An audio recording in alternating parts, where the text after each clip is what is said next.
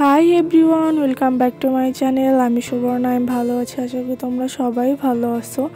এটা তোমরা late night ক্রেভিংও বলতে পারো বা একটা খুব ভালো এবং ইফেক্টিভ রেসিপি বলতে পারো। কারণ দেখো, সাধারণত আমরা বাজার থেকে যে মাছগুলো আনার পরে কিন্তু আমরা খাওয়ার পরে বা একবার রান্না করে খাওয়ার পরে যখন ফিল হয় যে মাছগুলো একটু গন্ধ আছে, তো তখন আমরা কি করি, মাছগুলো হয় ফেলে দিই, না হলে কাউকে দিয়ে দিই, বা ওটা ফ্রিজে পুরোপুরি নষ্ট হয়ে যায়, বা কিছুদিন পরে আমরা ওটা ফেলে দিই।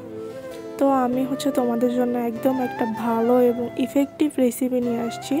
এটা হচ্ছে মাছের কোপ্তা কারি। আমাদের মেবি এটা রুই মাছ ছিল, বা যাই হোক, আমি মাছের নামটা এখন ভুলে গেছি। তো আমি এই মাছ দিয়েই তোমাদেরকে একটা কোপ্তা কারি বানিয়ে দেখাবো।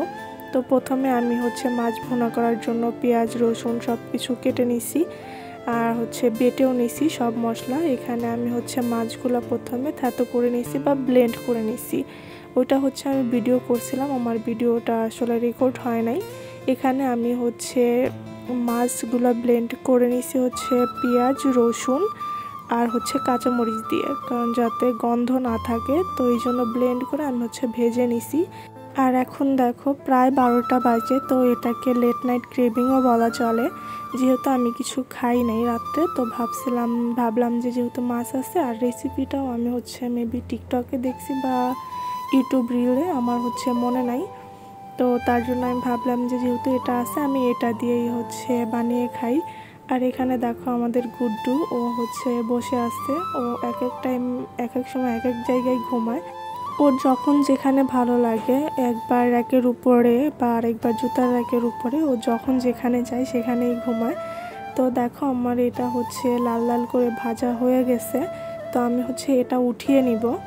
উঠিয়ে নিয়ে আর কিছু দিব, যাতে এটা এমনিই খাওয়া যায়, মানে মচমচা করে ভেজে নিব যাতে ভাত দিয়ে খাওয়া যায়। আর বাকিগুলো আমি রান্না করব। আমি তেলে প্রথমে জিরা ফোড়ন দিছি, জিরা তেজপাতা গরম মশলা আর শুকনা মরিচ। গরম মশলার মধ্যে আসলে আমি দারচিনি এবং এলাচ এই দুইটাই দিছি। তো এখান থেকে কিছু ভাজা ওটা নিয়ে আমি আমার মাকে দিয়ে আসবো, বা বাবাকে, বা মা বাবা দুজনেই ছিল, ওনাদের দিয়ে আসবো। আর এখানে আমি পেঁয়াজ দিয়ে দিছি, পেঁয়াজ রসুন আর কাঁচামরিচ দিয়ে দিছি। এটা সুন্দর করে ভেজে নিব। এই ভাজার মধ্যে আমি একটু পানি দিয়ে নিছি, কারণ এর মধ্যে আমি যেহেতু গুঁড়া মশলাগুলো দিব, এগুলো যাতে লেগে না যায়। এটার মধ্যে আমি জিরা, ধনে গুঁড়ো, মরিচ গুঁড়ো, হলুদ গুঁড়ো আর লবণ, এগুলো দিয়ে সুন্দর করে একটু কষাই নিব।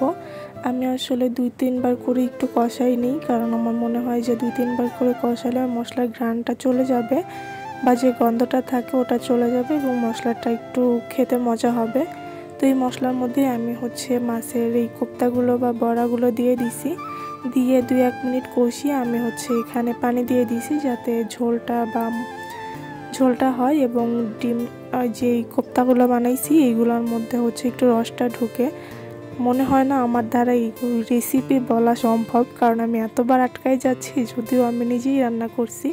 তো দেখো এটা কিন্তু অনেক সুন্দর হয়েছে। তোমরা একবার ট্রাই করে দেখো, এটাতে গন্ধ থাকে না এবং খেতে অনেক মজা লাগে।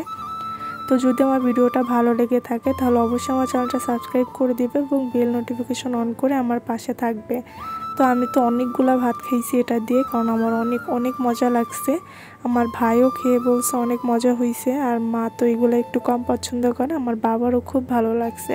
তো তোমরা অবশ্যই ট্রাই করে আমাকে জানাবে যে আসলে কেমন হয়েছে, বা তোমরা ভালো মাছ দিয়েই বানাইতে পারো।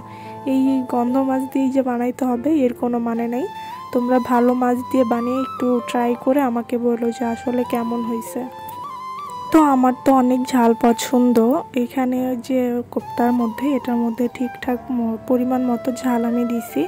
তো তারপর আমার খুবই ঝাল খেতে ইচ্ছা করতেছিল। তো তার জন্য আমি অলওয়েজ আমার ফ্রিজে শুটকি মাছের ভর্তা বানিয়ে রেখে দিই। তো তোমরা রেসিপিটা হয় পেয়ে যাবে, না হলে হয় আমি আপলোড করে দিচ্ছি, বা আমি আপলোড করি নাই, কোনো একটা হবে। তোমরা একটু প্লে লিস্টটা চেক করে নিও, তাহলেই তোমরা পাবে। তো এই মাছের ভর্তা রেসিপিটা অবশ্যই ট্রাই করবে, কারণ এটা অনেক অনেক মজা। আর মাছের কোপ্তা কারি রেসিপিটাও ট্রাই করে আমাকে বলবে, এটাও কিন্তু অনেক অনেক মজা।